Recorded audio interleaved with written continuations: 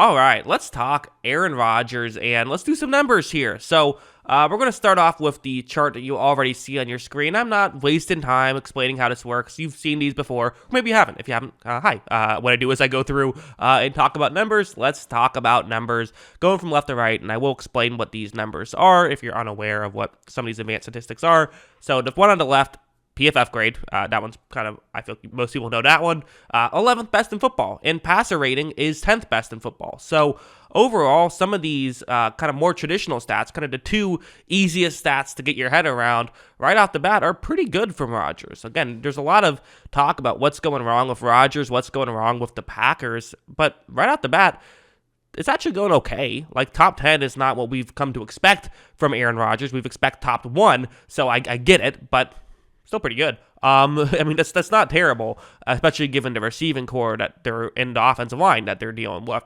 Turnover-worthy play percentage, a big part of that. He is protecting the football well. Again, a couple of notable turnovers in this season that we haven't seen in previous seasons, but there is a luck factor to turnovers. I mean, that's why I like to look at turnover-worthy plays. Instead of turnovers, it does happen pretty frequently where you will see a quarterback who, there's certain situations happen where a quarterback doesn't put the ball in harm's way very often, but gets unlucky and turns the ball over more. Like, it happens.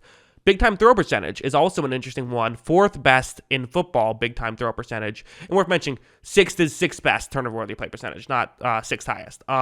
Big time throw percentage is 4th highest, so he's still getting some big plays when he has to, or just in general, he is finding ways to create big plays. Average depth of target, though, is the first interesting one that we'll get more in depth on in just a second. But what's fascinating about average depth of target is that it's 27th highest in football, so also known as not very high. It's not out of 32. There's a little bit more. It's out of eligible quarterbacks, so there's like 35 eligible quarterbacks. But still, we're talking bottom 10 average depth of target. We'll get more. I have kind of an entire chart about depth of target, so that's the next chart we're going to talk about, and a fun one, so stay tuned. But, first interesting thing to talk about. Also worth noting, the adjusted completion percentage, not that high. I mean, it's technically on the top half of the league because it's 16th, but again, it's Aaron Rodgers here, right? We're not expecting him to be an above average quarterback. We're expecting him to be an elite quarterback. So if this was Zach Wilson, you'd say, hey, good job, 16th, doing better. No, we hold Rodgers to higher standards, especially when you factor on that he's not really throwing the ball down the field that frequently. So again, one thing I always talk about with adjusted completion percentage, people kind of bring it up as though it's a perfect stat because, it takes into account like dropped passes and it takes into account, it's a completion percentage but adjusted. But there still are some flaws of it. It is still very team dependent, even though it's less team dependent than just straight up completion percentage. There still is team and scheme dependency that can cause it to be higher or lower. So that's worth noting. The time to throw, though, he gets rid of the ball very quickly. So that's what we, 4th highest or 4th quickest time to throw, that's quickest. So first would be quickest, 35th would be highest. So he's getting rid of the football very quickly. He's not throwing the ball very far, and there's probably some, those probably go together a little bit, but he's keeping the ball out of harm's way. He still is making big plays pretty consistently, but they're not maybe necessarily getting the medium plays as consistently, which is why he's top 10 in passer rating, but not too much higher than that. Let's get to the next chart. All right, next chart here. I don't know what that motion was, but all right, next chart here. We're going with depth down the field. That's what we're going to talk about. So the 3 things we're going to talk about is, in each category of down the field, so 20 plus yards down the field, 10 to 19, 0 to 9, and then behind the line of scrimmage, how good Aaron Rodgers' passer rating is, his Pro Football Focus grade is, and his and how often they do it. The percentage is how frequently they throw the ball that far down the field. So for the PFF grade, 20 plus yards down the field, it is 14th best in football. The results, though, a little bit worse. 21st best in football. So according to PFF, he is performing a little bit better than the results would show that far down the field. And I actually agree with that. You also notice that they're doing it very frequently. 7th most in football is how often they are throwing the ball 20 plus yards down the field. Why? Well, teams are playing a lot of cover one man. What do you do against cover one man? You chuck one down the sideline to Allen Lazard and hope he can make a catch. hit or miss, right? He's made some, he hasn't made a lot. And that's kind of why the results maybe aren't as good as Rodgers' PFF grade is. And it's also why they're doing it so frequently, even though the results aren't quite as good there as they are in other areas because of the scheme. So that explains that.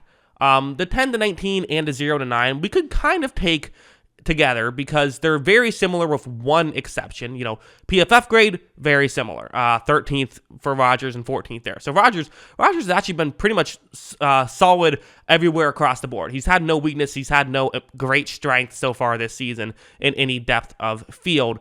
The passer rating is the notable difference in this one, where the results a lot better in 0 to 9 than 10 to 19. Also, they're just not running these plays very frequently. I mean, you look at 36th most, because again, it's among eligible quarterbacks, not among quarterbacks, not among teams. So 36th most at the 10 to 19 range, 32nd most in the 0 to 9 range. They're not doing this at all. But, passer rating has been better in that 0 to 9 range simply because I think it's because they have the LaFleur schemed up plays will sometimes go there and they'll be very good. And also, Aaron Jones and A.J. Dillon, right? Throwing check down to those guys, which will be usually in that range, they can do a lot of good stuff. So maybe this is just a lesson in, hey, get the ball in those guys' hands in the passing game a little bit more because you're doing good at that stuff. So maybe, bump it up a little bit. See if, a bigger sample size, you can still be good at that and maybe get an offense going that way. They really throw the ball a lot behind the line of scrimmage. They love behind the line of scrimmage plays. They've been okay at it. And again, from what I've seen, it's very fluky how well you do behind the line of scrimmage plays. No one team tends to be better than another team at that kind of stuff. So typically, I always feel like if you have a bad offense, do a lot of those plays. If you have a good offense, don't do many of those plays.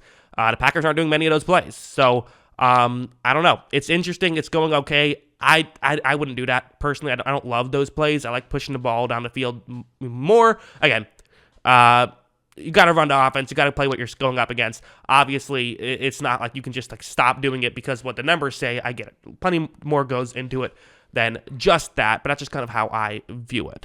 Finally, the last chart. I think I've saved the best for last here, and specifically the bottom of the chart. But first, we'll talk about the top because that's how we do things. So what this is just what's Rodgers' PFF grade and passer rating in select situations. So kept clean, 22nd best PFF grade, 13th best passer rating, and when he's pressured, 9th best PFF grade, but 19th best passer rating. So fascinatingly enough, he performs better, and again, this is compared to other quarterbacks when they're kept clean or when they're pressured. So he's actually performing better compared to his peers when he is pressured, but the team itself is performing better when they're kept clean. So the LaFleur schemed up stuff seems to work better, than I think other teams when they're having their schemed up stuff and having their quarterback kept clean. Rodgers himself is doing a very good job when he's pressured at giving his teammates a chance, but the passer rating, not so much. So that's the notable thing there. The under 2.5 seconds and over 2.5 seconds is, to me, the most interesting thing. So, because that's what it is. It's when he throws the ball in under 2.5 seconds or in over 2.5 seconds. PFF grade is good, under 2.5 seconds.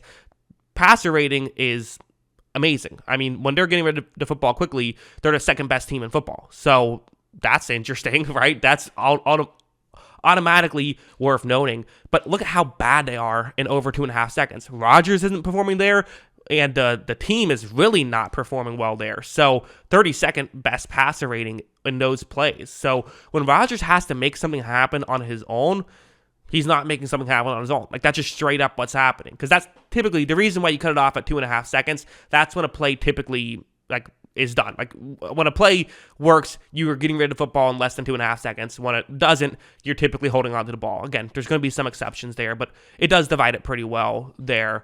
And I mean, the Packers are really struggling. I mean, that's a 30 spot jump in passer rating from under 2.5 seconds to over 2.5 seconds. And what it tells me is that, hey, like, these LaFleur plays, they're scheming up pretty well. They're working, but when they're not, this team just doesn't have the talent to make stuff happen. Could be an offensive line issue as well, that's certainly possible. And Rodgers is, One of his weaknesses is he is known for, if he's in a bad situation, he'll take a sack too many. That is something that I think has been a fair criticism over his career. There's not many criticisms that are fair over his career, but that is one of them, at least on the football field. And so that's kind of what I view about all this. But what do you guys think? Let me know in the comments below. Always love hearing from you. And of course, as always, thanks for watching.